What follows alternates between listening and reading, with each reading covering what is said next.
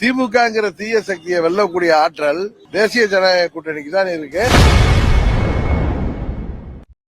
திமுகவிற்கு எதிராக என்டிஏ கூட்டணியில் இபிஎஸ் இணைய வேண்டும் என அமமுக பொதுச் செயலாளர் டிடிவி தினகரன் வெளிப்படையாக அழைப்பு விடுத்துள்ளார். என்ன எடப்பாடி பழனிசாமி வந்தால் நீங்கள் அவர்களோடு சேருவீங்களான்னு கேட்டீங்க. நான் பொதுவான அழைப்பு தான் விடுறேன்.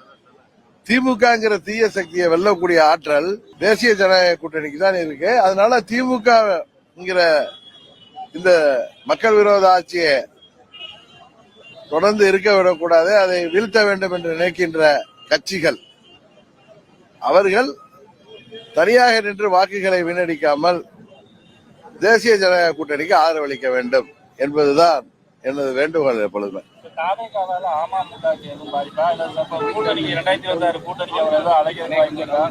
நான் தான் ஏற்கனவே சொல்றேன், கிளிப்பில்ல மாதிரி சொல்லிட்டு இருக்கேன், திரும்ப திரும்ப சொல்லிட்டு இருக்கேன்.